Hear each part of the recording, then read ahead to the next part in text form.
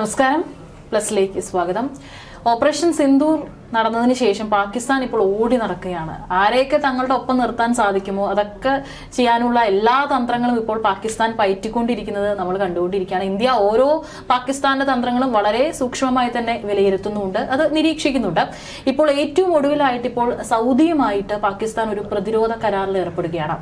അത് ഇന്ത്യക്ക് അതിനെക്കുറിച്ച് ആ കരാറിനെ കുറിച്ച് മുൻപേ ധാരണ ഉണ്ടായിരുന്നു. പക്ഷേ ഇന്ത്യ എന്നിരുന്നാലും അതിനെക്കുറിച്ച് കൂടുതൽ പഠിക്കുകയാണ് എന്നാണ് പറയുന്നത്. കാരണം നമ്മുടെ ഒരു സുരക്ഷയെ സംബന്ധിച്ചുള്ള കാര്യങ്ങളൊക്കെ തന്നെ അവിടെ ചോദ്യം ചെയ്യപ്പെടുകയാണ്. ഇതിനിപ്പോ എത്രത്തോളം ഇന്ത്യക്കൊരു വെല്ലുവിളി ആകും അത് ഭാവിയിൽ? ഇന്ത്യക്ക് വെല്ലുവിളിയാണോ എന്ന് ചോദിച്ചു കഴിഞ്ഞാൽ ഇന്ത്യക്ക് ഒരു തരത്തിലൊരു വെല്ലുവിളി ഉണ്ട്, ഇല്ല എന്നല്ല. പക്ഷേ അതുകൊണ്ട് ഇന്ത്യക്ക് വലിയ ദോഷം ചെയ്യുമെന്ന് ചോദിച്ചാൽ അതുമില്ല. കാരണം ഇപ്പോൾ ഉണ്ടായിരിക്കുന്ന ഒരു പ്രതിരോധ ഉടമ്പടിയാണ്, അതായത് സൗദിയും പാകിസ്ഥാനുമായിട്ട്.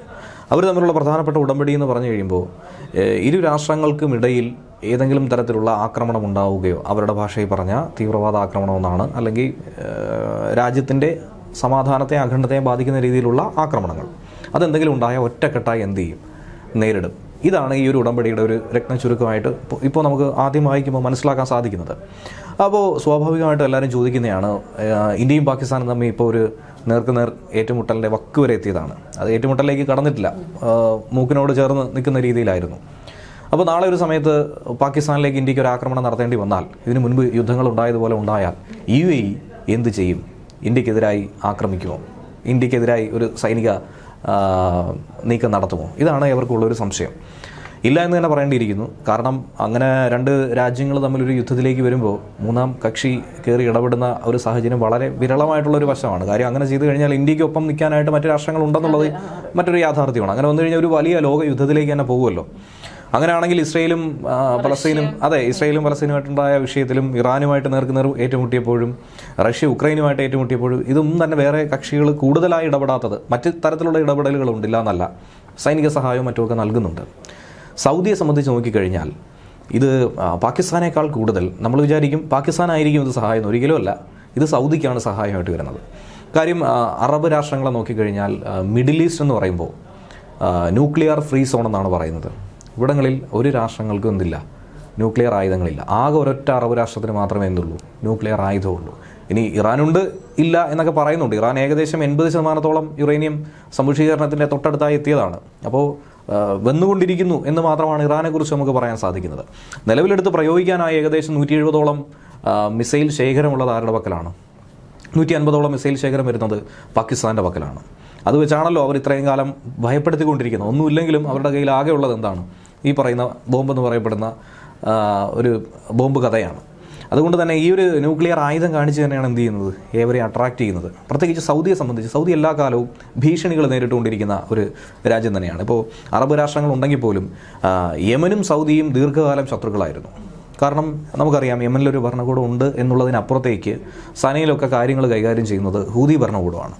അപ്പോൾ അവരുടെ ഒരു ശക്തമായ എതിർപ്പ് ആ ഒരു മേഖലയിലൊക്കെ തന്നെയുണ്ട്. ചെങ്കടലിലൂടെയുള്ള നിരന്തരമായിട്ടുള്ള വ്യാപാര കൈമാറ്റങ്ങളെയും അതുപോലെ മറ്റ് രാഷ്ട്രങ്ങൾക്കുണ്ടാകുന്ന നേട്ടങ്ങളെയും ശക്തമായി എതിർക്കുന്ന രീതിയിലേക്ക് ഹൂതികൾ പ്രവർത്തനം നടത്തിയിട്ടുണ്ട്. കരിഞ്ചന്തയായിരുന്നാലും കൊള്ളയായിരുന്നാലും മറ്റ് തീവ്രവാദ പ്രവർത്തനങ്ങൾക്ക് സമാനമായിട്ടുള്ള എല്ലാ പ്രവൃത്തിയും അവർ ചെയ്യാറുണ്ട് എന്നുള്ളതാണ് യാഥാർത്ഥ്യം. അപ്പോൾ സൗദിക്ക് ഏറെക്കാലം ഭീഷണിയായിരുന്നത് ഈ പറയുന്ന മറ്റ് വിഷയങ്ങളായിരുന്നു. ഇത്തരത്തിലുള്ള സെയിം ഏതിൽ നിന്ന് വരുന്ന മിഡിൽ ഈസ്റ്റിലെ തന്നെ രാജ്യങ്ങളിൽ നിന്നുള്ള ഭീഷണികളായിരുന്നു. അപ്പോൾ നിലവിൽ ഇപ്പോഴത്തെ ഒരു അവസ്ഥ നോക്കുകയാണെന്നുണ്ടെങ്കിൽ ഏറെക്കുറെ കാര്യങ്ങൾ പറഞ്ഞൊരു രമ്യതയിലേക്ക് എത്തിച്ചിരിക്കുന്നു എന്നുള്ളതാണ്. അതിന് കാരണമായിട്ടുള്ളത് ഇസ്രയേലുമാണ്. അത് മറ്റൊരു വശമാണ്. കാരണം ഹൂതികളെ സംബന്ധിച്ച് ഏറ്റവും വലിയ ഭീഷണി ഇപ്പോൾ ആരാണ്?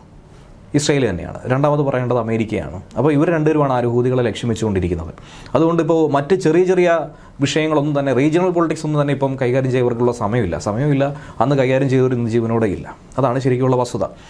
ഒരു സമയത്ത് സൗദിയെ സംബന്ധിച്ച്, പ്രത്യേകിച്ച് മിഡിൽ ഈസ്റ്റ് രാജ്യങ്ങളെ സംബന്ധിച്ച് നോക്കുകയാണെങ്കിൽ അവരുടെ ഒരു സമ്പത്തെന്ന് പറയുമ്പോൾ ഈ ദുബായ്, ഇന്ന് കാണുന്ന ദുബായായി മാറിയതും UAE ഡെവലപ്മെൻറ്റിലേക്ക് കടന്നു വന്നതിനുള്ള പ്രധാനപ്പെട്ട കാരണം ഒറ്റ കാര്യം, ഓയിലാണ്. എണ്ണ കണ്ടെത്തി അതിനുശേഷം അവർക്കുണ്ടായ നേട്ടങ്ങളാണ് നമ്മൾ ഈ കഴിഞ്ഞ ഒരു 50 വർഷത്തിനിടയിൽ കണ്ടതുപോലും. അപ്പോൾ അവർക്ക് ഏറ്റവും അധികം സൂക്ഷിക്കേണ്ട ഒരു വിഷയം കൂടിയാണ്. അത് ഒരേ സമയം സമ്പത്തും അതുപോലെ തന്നെ ഏറ്റവും ആപത്തുമാണ്. കാരണം ഒരു മിസൈൽ വന്ന് ഈ പറയുന്ന ഒരു എണ്ണപ്പാടത്ത് വീണ് കഴിഞ്ഞാൽ തീരാവുന്നതേ ഉള്ളൂ. അതുകൊണ്ടാണ് ഈ പറയുന്ന അറേബ്യൻ രാഷ്ട്രങ്ങൾ യുദ്ധത്തിനെ ഭയക്കുന്നത് പോലും. ഒരു അറബ് യുദ്ധം ഇനി ഉണ്ടായിക്കഴിഞ്ഞാൽ ഒരിക്കലും മുൻപ് നിന്നതുപോലെ കരുത്തിൽ ആരും തന്നെ നിൽക്കത്തില്ല. ഇനി അറേബ്യൻ രാജ്യങ്ങളിലെ കരുത്ത് പറയുകയാണെങ്കിൽ പോലും സൈനിക ശക്തിയിൽ ഇപ്പോൾ ഗ്ലോബൽ ഫയർ പവർ പുറത്തുവിട്ട 2023 ലിസ്റ്റാണെന്ന് തോന്നുന്നു. അതിൽ GCC രാജ്യങ്ങളിൽ മുൻപന്തിയിലേക്കുന്ന ഈജിപ്റ്റാണ്. ഈ ഇപ്പോൾ നടക്കുന്ന സംഘർഷത്തിൽ പോലും ഇടനില നിൽക്കുന്ന ഈജിപ്തും ഖത്തറുമായിരുന്നു. അപ്പോൾ ഈജിപ്തിനെ പോലെയൊന്നും വളർന്നു വരാനായിട്ട് എന്തായിരുന്നാലും ഒരു കാലത്തും ആർക്കും സാധിക്കില്ല, സൗദിക്കൊന്നും സാധിക്കത്തില്ല. കാര്യം അവരുടെ ഒരു ഭൂപ്രകൃതി ആ രീതിയിലാണ്. അവരുടെ ഘടനാപരമായിട്ടുള്ള ഭൂമിശാസ്ത്രപരമായിട്ടുള്ള ചില പരിമിതികളുണ്ട്. പക്ഷേ അവർക്ക് സ്ട്രോങ് ആയിട്ടുള്ളൊരു നേവൽ പവറുണ്ട്. അതായത് 2 ലക്ഷത്തിനടുത്ത് സൈനികർ വരുന്ന, സൈനിക സന്നാഹം വരുന്ന ഒരു വലിയ ആർമിയുണ്ട് അവർക്ക്. ഏകദേശം 72ഓളം വെസലുകൾ വരുന്ന. അപ്പോൾ സമുദ്ര കരുത്ത് അവർക്ക് കാണിക്കാനായി സാധിക്കും. പക്ഷേ ഈ പറയുന്നത് പോലെ ഒരു വ്യോമാക്രമണം ഉണ്ടായി, ഒരു മിസൈൽ പോയി അവിടെ പതിക്കുകയാണെന്നുണ്ടെങ്കിൽ അവർക്ക് എന്ത് ചെയ്യാൻ സാധിക്കും? അതുകൊണ്ടാണ് അമേരിക്കയുടെ സഹായം ആദ്യം സൗദി തേടിയിട്ടുണ്ടായിരുന്നത്. അതിനുശേഷം അവരവിടെ ചെയ്തതെന്ന് പറയുമ്പോൾ അമേരിക്ക ഒരു സൈനിക ബേസ് തുടങ്ങി.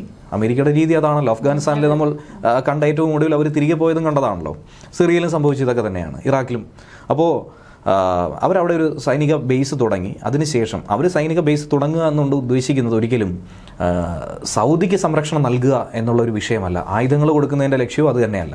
ചൈനയെ പോലെ തന്നെ അമേരിക്കയ്ക്കും ചില നിക്ഷിപ്ത താല്പര്യങ്ങളുണ്ട് ഈ നീക്കങ്ങൾ നടത്തുന്നതിൽ.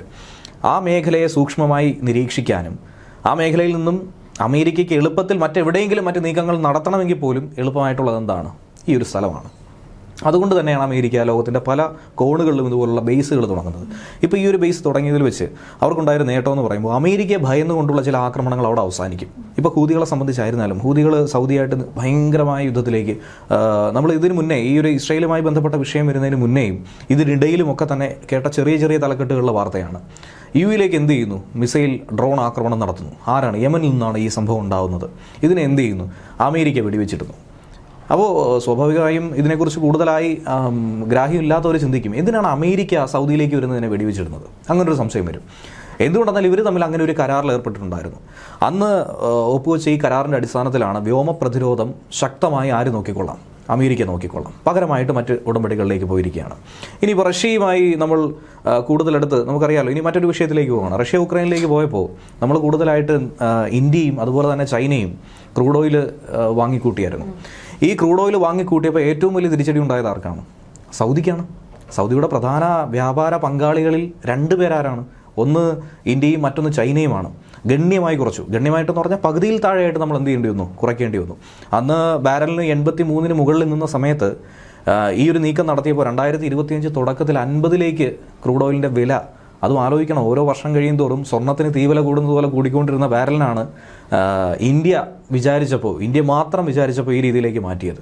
അതുപോലെ മറ്റ് രാഷ്ട്രങ്ങളെ ആശ്രയിച്ചുകൊണ്ടിരുന്ന ഇന്ത്യ ക്രൂഡ് ഓയിൽ വാങ്ങിയിട്ട് ഉപരോധം ഏർപ്പെടുത്തിയ യൂറോപ്യൻ രാജ്യങ്ങൾക്ക് തന്നെ എന്ത് ചെയ്തു? നമ്മൾ ഡീസലാക്കിയും മറ്റും ഉൽപ്പന്നങ്ങളാക്കിയും പെട്രോളിയം പ്രൊഡക്ട്സ് വിൽക്കുകയാണ് ചെയ്തിരിക്കുന്നത്. ഒരു മൂന്നാം കക്ഷിയായി നിന്നുകൊണ്ട് നമ്മൾ അതിൽ നിന്ന് നേട്ടം ഉണ്ടാക്കുകയാണ് ചെയ്തിരിക്കുന്നത്. അപ്പോൾ മറ്റ് രാജ്യങ്ങളൊക്കെ വലിയ തോതിൽ തന്നെ ബുദ്ധിമുട്ട് അനുഭവിക്കുന്ന സാഹചര്യത്തിലും ബുദ്ധിമുട്ടിലും യുദ്ധത്തിലും രൂക്ഷമായിട്ടുള്ള പ്രതിസന്ധികൾക്കിടയിലും നേട്ടം ഉണ്ടാക്കുകയാണ് നമ്മൾ ചെയ്തിട്ടുള്ളത്. മൂന്നാമത്തെ സാമ്പത്തിക ശക്തിയായിട്ട് കുതിച്ചുയർന്നുകൊണ്ടിരിക്കുകയാണ്. ഇനി വരുന്നത് ഈ പറയുന്ന അമേരിക്കയും അതുപോലെ തന്നെ അമേരിക്കയും അതുപോലെ ചൈനയും ഭയപ്പെടുത്തുന്ന രീതിയിലേക്കുള്ള ഒരു അഭൂതപൂർവമായ വളർച്ച ഇന്ത്യക്ക് ഉറപ്പായി ഉണ്ടാവുമെന്ന് കരുതുന്നു. അപ്പോൾ ഈ ഒരു സാഹചര്യങ്ങളൊക്കെ തന്നെ നിൽക്കുമ്പോൾ സൗദി ഇതൊന്നും ചിന്തിക്കുന്നു എന്ന് ഞാൻ ഉദ്ദേശിക്കുകയല്ല. എന്നിരുന്നാൽ പോലും ഈ 2 രാഷ്ട്രങ്ങളെയും ചേർത്ത് പറയുമ്പോൾ ഇതുകൂടി പരാമർശിക്കേണ്ടതാണ്, ഇന്ത്യയെ കൂടി പരാമർശിക്കേണ്ടതാണ്. ഇനി ഈ പറയുന്നത് പോലെ ഇങ്ങനെ ഒരു നീക്കം നടന്നു കഴിഞ്ഞാൽ ഇനി ഇസ്രായേലിൻ്റെ ഭാഗത്ത് നിന്നും ഖത്തറിലേക്ക് ആക്രമണം നടന്നു, ദോഹയിലുണ്ടായി. അതുപോലൊരു സംഭവം അവരുടെ വ്യോമമേഖലയിലൂടെ ആയിരിക്കും മിസൈൽ കടന്നു പോകുന്നത്. ഒരു പക്ഷേ സൗദിയിലേക്ക് ഒരു മിസൈലെങ്കിലും വീണ് കഴിഞ്ഞാൽ എന്ത് ചെയ്യും? അതൊരു ചോദ്യമാണ്. അങ്ങനെ വരുമ്പോൾ ഇന്ത്യ ഒരിക്കലും ഇസ്രായേലിനെതിരായിട്ട് നിലകൊള്ളത്തില്ല. അമേരിക്ക ഒരിക്കലും ഇസ്രായേലിനെതിരായി എന്ത് ചെയ്യത്തില്ല? നിലകൊള്ളത്തില്ല. അങ്ങനെ വരുമ്പോൾ അമേരിക്കയെ മാത്രം വിശ്വസിച്ചുകൊണ്ട് അവരുടെ പ്രതിരോധ സംവിധാനം മുന്നോട്ട് കൊണ്ടുപോകാൻ സാധിക്കത്തില്ല. അതുകൊണ്ടാണ് അറേബ്യൻ രാജ്യങ്ങൾക്ക് നേരെ, നമുക്കറിയാം ഖത്തറിൽ ഈ ഒരു വിഷയം നടന്നപ്പോൾ തൊട്ട് പിന്നാലെ അറേബ്യൻ കോർപ്പറേഷൻ എന്ത് ചെയ്തു? ഒത്തുകൂടി ഒരു തീരുമാനമെടുത്ത് ശക്തമായി ഇതിനെ അപലപിച്ചു. തൊട്ട് പിന്നാലെയാണ് ഒപെക് രാജ്യങ്ങൾ അടിയന്തരമായൊരു മീറ്റിംഗ് വിളിച്ചു കൂട്ടി നമുക്ക് നേർക്ക് എന്തെങ്കിലും ഒരു ആക്രമണം ഉണ്ടായ നമ്മുടെ എണ്ണശേഖരം എന്തായിരിക്കും സംഭവിക്കുക? അപ്പോൾ ഇങ്ങനെയൊക്കെയുള്ള ചർച്ചകൾ അറബ് രാഷ്ട്രങ്ങൾക്കിടയിൽ നടക്കുകയാണ്.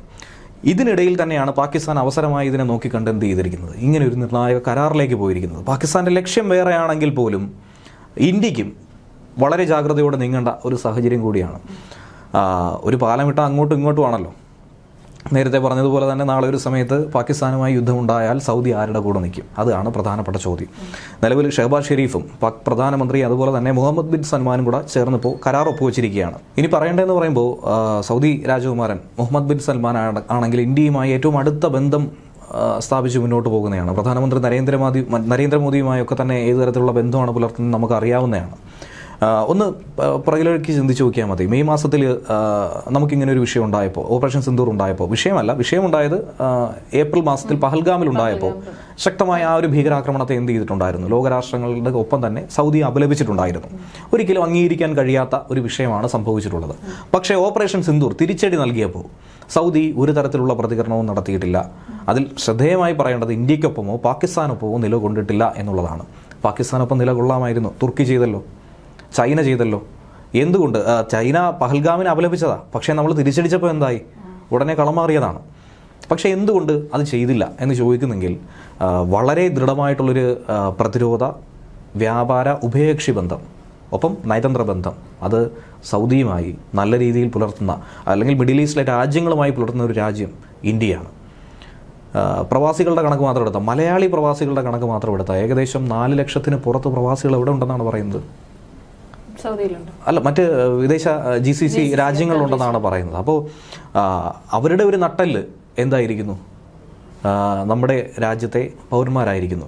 കേരളം, നമ്മൾ പണ്ട് പറയാറുണ്ട്, കേരളം ഈ രീതിയിൽ വളർന്നു വന്നതിൽ വലിയൊരു പങ്ക് പ്രവാസികൾ വഹിക്കുന്നു എന്ന് പറയുന്നുണ്ട്. കേരളത്തിൻ്റെ സാമ്പത്തിക അടിത്തറയുടെ നട്ടെല്ലായി പ്രവാസികളെ പറയാറുണ്ട്. അത് ശരിയായിട്ടുള്ളൊരു വസ്തുത കൂടിയാണ്. സമാനമായി തന്നെ സൗദിക്ക് നമ്മളെ ആശ്രയിക്കാൻ, നമ്മളെ പിണക്കി ഒന്നും തന്നെ ചെയ്യാനായി സാധിക്കത്തില്ല. നേരത്തെ സ്വദേശിവൽക്കരണമൊക്കെ വന്ന സമയത്ത് വലിയ തോതിലുള്ള ആശങ്ക ഉയർത്തുന്ന ഒരു വിഷയം വന്നിരുന്നു. അന്ന് പറഞ്ഞു എല്ലാവർക്കും ജോലി പോവുകയാണ്, ആർക്കും തന്നെ ഇവിടെ ഇനി ജോലി ഉണ്ടാകത്തില്ല. അങ്ങനെ ഒരു നെഗറ്റീവ് വന്നപ്പോഴും കൂടുതൽ ആളുകളെ ചേർത്ത് പിടിക്കുന്ന ഒരു സമീപനം സൗദി കാണിച്ചിട്ടുണ്ടായിരുന്നു. ഇന്ത്യയുടെ ആശങ്ക കൃത്യമായി തന്നെ മനസ്സിലാക്കി തന്നെയാണ് അവരെന്ത് ചെയ്തിട്ടുള്ളത്, ആ ഒരു നീക്കം നടത്തിയത്. കാര്യം അവരുടെ നിലനിൽപ്പിനും കൂടി മുൻതൂക്കം കൊടുത്താണ് അങ്ങനെ ഒരു നീക്കം നടത്തിയതെങ്കിൽ പോലും ഇന്ത്യയെ ഒരിക്കലും ഒരു കാലഘട്ടത്തിലും പിണക്കരുത് എന്നുള്ള നിലപാട് സൗദിക്കുണ്ടായിരുന്നു. അതുകൊണ്ട് ഈ ഒരു വിഷയം നിലവിൽ നമുക്കൊരു പ്രശ്നമേ ആവില്ല എന്നാണ് പറയേണ്ടത്.